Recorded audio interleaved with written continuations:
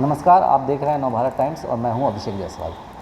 Corona से जब चीज़ें अस्त व्यस्त थी उस दौरान सबसे ज़्यादा जो सड़कों पे मुसीबतें झेली वो एक पुलिस भी था। इन सब के बीच लगातार पुलिस लोगों की मदद के लिए ऑक्सीजन से लेकर बेड तक के इंतजाम करते रहे। तमाम सारे लोग जो सोशल मीडिया पे लगातार पुलिस से मदद मांग रहे थे, पुलिस ने उनकी मदद भी की और ये सब कुछ यदि हुआ वाराणसी में तो वाराणसी पुलिस कमिश्नर ए सतीश गणेश के नेतृत्व में हुआ। हमारे बीच ए सतीश गणेश मौजूद हैं, वाराणसी के कमिश्नर हैं। सर, सबसे पहले तो एनबीटी ऑनलाइन में आपका स्वागत है। बहुत बहुत धन्यवाद। सर, कैसे आपदा के दौर में आप लोगों ने कैसे लोगों की मदद की, क्या कुछ प्लानिंग थी निपटने के लिए पुलिस की? देखिए, मैं सबसे पहले आपके दर्शकों को ये बताना चाहता हूँ कि वाराणसी एक नवसृजित कमिश्नरेट है जिसकी कल्पना माननीय मुख्यमंत्री जी ने मार्च के अंतिम सप्ताह में करी और 26 मार्च 2021 को औपचारिक रूप से वाराणसी कमिश्नरेट के रूप में घोषित होता है और 27 तारीख को मैं यहाँ पर आकर चार्ज लेता हूँ।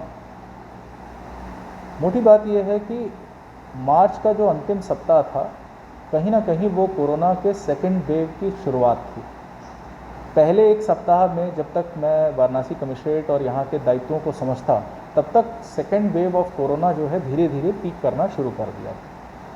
ऐसे में चुनौती हमारे साथ ये थी कि एक तरफ हम अपने पुलिसकर्मियों को प्रोटेक्ट करें और साथ साथ जनता को जो कोरोना के संक्रमण से प्रभावित हो रहे थे उनको सेवा भाव से हम अपना जो डिपार्टमेंट का एक मोटो है to serve the people better, उस हिसाब से हम उनको हेल्प मुहैया कराएं।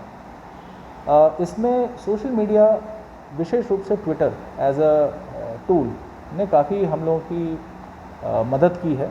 कारण ये था कि बहुत सारे लोग जो सोशल मीडिया पे एक्टिव थे, ख़ास तौर से वो यूथ जो पढ़े लिखे हैं, जो सोशल मीडिया के इस्तेमाल को बहुत अच्छी तरीके से जानते हैं, उन्होंने पुलिस डिपार्टमेंट और विशेष रूप से मेरे पर्सनल ट्विटर आईडी पे भी काफ़ी बार चाहे बेड की आवश्यकता या ऑक्सीजन सिलेंडर्स की आवश्यकता या अन्य कोई अगर कोई इशू वो हॉस्पिटल से रिलेटेड कोई फ्लैग करना चाहते थे तो वो मुझे टैग करते थे। ये मेरे लिए एक इन्फॉर्मेशन फ्लो का बहुत सशक्त माध्यम बनने लगा।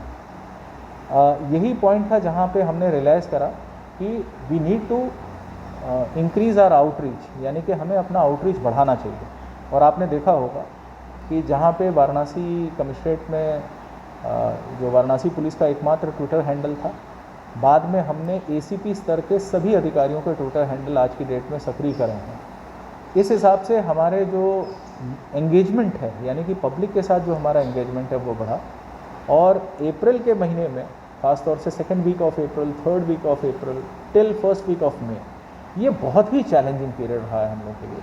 कारण ये था कि बहुत सारे लोग जो हमें जानते नहीं हैं व्यक्तिगत रूप से, लेकिन उस ट्विटर हैंडल को वो टैग करते थे, बहुत विश्वास के साथ टैग करते थे। तो ये हमारी जिम्मेदारी को बढ़ाता था। कहने का मतलब ये है कि अगर कोई व्यक्ति पीड़ा में है और वो पुलिस से मदद मांग रहा है तो हमने जो हमारी जो बाकी डिपार्टमेंट हैं, हेल्थ डिपार्टमेंट है या डीएम का इंस्टीट्यूशन है, उन सब के साथ हमने टाई अप करा और डे इन डे आउट हमारे जो पर्सनल स्टाफ थे वो इन पीड़ित व्यक्तियों के परिवारजनों से फ़ोन पे बात करते थे, उनको सांत्वना देते थे, उनको कंसोल करते थे और प्रयास करते थे कि उनको जो भी बेड की अगर आवश्यकता है तो बेड मुहैया करा दी जाए। और शायद ये एक वजह रही है जिसकी वजह से हमारा और वाराणसी के लोगों के बीच में जो एक विश्वास का भाव है वो जागृत हुआ है। सर, एक और चीज़ थी जो लगातार जब इस तरह के दौर चल रहे थे तो उस समय कालाबाजारी बहुत तेज़ी से थी, ऑक्सीजन सिलेंडर से लेकर तमाम जो जीवन रक्षक इंजेक्शन है उनकी भी। तो इसको कैसे हैंडल कर रहे थे आप? देखिए, सबसे पहले तो माननीय मुख्यमंत्री जी ने वीडियो कॉन्फ्रेंसिंग के माध्यम से हम लोगों को स्पष्ट निर्देश दिए थे कि अगर कोई आपदा को अवसर बनाना चाहता है या बना रहा है तो ऐसे शरारती तत्वों के विरुद्ध कठोरतम कार्रवाई की जाए। यानी कि सबसे पहले तो अगर कहीं पे भी ऑक्सीजन की कालाबाजारी या रेमडेसिविर जो इंजेक्शन था जो शॉर्टफॉल में था उसकी अगर कहीं कालाबाजारी रिपोर्ट हो रही है तो उसके विरुद्ध जो है लीगल एक्शन लिया जाए। इसके लिए हमने एनफोर्समेंट की 5 टीमें अलग अलग गठित करी।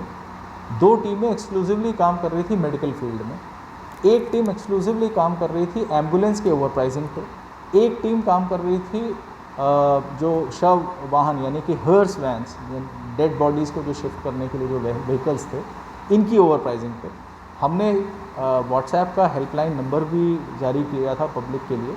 और सडनली हमने ये पाया कि बहुत सारी शिकायतें हमारे पास फ्लो करने लगी थी, जिनको हम वेरीफाई करा देते हैं अपनी टीम के माध्यम से। और जब इंटेलिजेंस प्रॉपर मिलता था तो उस आधार पर हम लोगों ने कुछ लोगों के विरुद्ध कार्रवाई भी करी, मुकदमे पंजीकृत करे, उनको जेल भेजा। इससे एक जिसको कहते हैं कि सेंस ऑफ ऑर्डर एस्टैब्लिश हुआ, लोगों में भय आया। वो तत्व जो आपदा को अवसर बनाना चाह रहे थे उन पर अंकुश लगना शुरू हुआ। तो कुछ ऐसे पुलिसकर्मी भी होंगे जो लगातार लोगों की सेवा कर रहे होंगे अपने पर्सनल तौर पे, ऐसा कुछ बहुत अच्छा कर रहा हो? नहीं, देखिए ऐसा है कि सबसे पहले तो मैं बताना चाहूँगा कि पूरे विभाग में इस पूरे जो लगभग 2 महीने का हमारा कार्य अवधि रहा है, इस दरमियान संपूर्ण सेवा भाव के साथ जनता की सेवा करने का प्रयास किया है। और इसमें मैं अपने विभाग के प्रत्येक कर्मचारी को अपनी ओर से बधाई देना चाहता हूँ। लेकिन साथ साथ कुछ ऐसे भी लोग रहे हैं जिन्होंने out of the call of duty, यानी कि एक होता है कॉल ऑफ ड्यूटी और एक होता है कि beyond the call of duty, beyond the call of duty भी जाकर गरीबों को भोजन मुहैया कराया है। या कुछ ऐसे बाहरी राज्य की महिलाएं थीं जो शायद संभवतः किसी कारण से यहाँ वाराणसी में स्टैंड कर गई थी, उनको छत मुहैया कराई है, कईयों को बेड मुहैया कराया है। तो ऐसे जो हमारे आउटस्टैंडिंग पुलिस ऑफिसर्स रहे हैं जो इस कोरोना सेकेंड वेव में उन्होंने आउटस्टैंडिंग कंट्रीब्यूशन किया है, उनको हम आइडेंटिफाई करेंगे और समय आने पर, यानी कि 15 अगस्त बहुत जल्दी 2-2.5 महीने के अंदर आने वाला है, 15 अगस्त के अवसर पर उनको सार्वजनिक रूप से हम उनकी प्रशंसा करते हुए उन्हें पुरस्कृत करेंगे। सर, इस दौरान कई सारे ऑक्सीजन सिलेंडर्स भी आप लोग पकड़े, काफ़ी ज़्यादा रेमडेसिविर इंजेक्शन पकड़े, इनको कैसे जनहित में लगाया गया? नहीं, देखिए, एक तो मैं बताना चाहूँगा कि माननीय उच्च न्यायालय के द्वारा भी ये निर्देश दे दिए गए थे कि यदि किसी क्राइम में कोई ऐसा जीवन रक्षक दवा या ऑक्सीजन का सिलेंडर यदि सीज़ किया गया है पुलिस डिपार्टमेंट के द्वारा, तो उसे जनहित में रिलीज़ कर दिया जाए। तो जो उसकी लीगल प्रक्रिया होती है, उस लीगल प्रक्रिया को फॉलो करते हुए हमने वो मेडिसिन्स दोबारा संबंधित विभाग को हैंडओवर करी, जिसकी वजह से जो सर्कुलेशन था वो सर्कुलेशन बढ़ा। अब जैसे कोरोना के केसेस कम हो रहा है और लगातार अब कोरोना कर्फ्यू में ढील भी दी जा रही है, तो ऐसे में बनारस की जनता से क्या अपील आप करेंगे? नहीं, देखिए, मैं ये कहूँगा कि सबसे पहले तो बनारस की जनता को मैं हृदय से धन्यवाद ज्ञापित करूँगा, क्योंकि वाराणसी पहला शहर है जहाँ पर हमने यहाँ के व्यापारिक संगठनों से जब हमने वर्चुअल संवाद किया था, तो Varanasi was the first district जिन्होंने स्वयं आगे पहल लेकर वीकेंड कोरोना कर्फ्यू के अलावा भी अपने व्यापारिक प्रतिष्ठानों को बंद करने का निर्णय लिया था।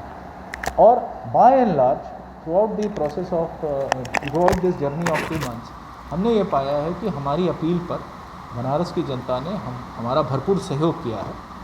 कतिपय लोग हैं जिन्होंने इसको वायलेट करने की कोशिश करी है, लेकिन उनकी संख्या जिन लोगों ने कोरोना काल में हमारा सहयोग किया है उनकी तुलना में बहुत कम है। लेकिन एक चीज़ वर्ड ऑफ कॉशन ये है कि खतरा टला है, ख़त्म नहीं हुआ है। तो सबसे पहला तो ये कि जो शासन ने, सरकार ने व्यवस्था बनाई है वैक्सीनेशन की 18 साल से ऊपर के लोगों की, ऐसे फैमिली मेम्बर्स का जिनके यहाँ 12 साल से कम उम्र के बच्चे हैं, तो मेरा ये कहना है कि काइंडली वैक्सीनेट कराएं, मास्क सदैव पहनें, सोशल डिस्टेंसिंग का हमेशा पालन करें। इसे एनफोर्स नहीं करना चाहिए, बल्कि ये हमारी हमारे दिनचर्या का अपने आप एक नेचुरल हिस्सा बनना चाहिए।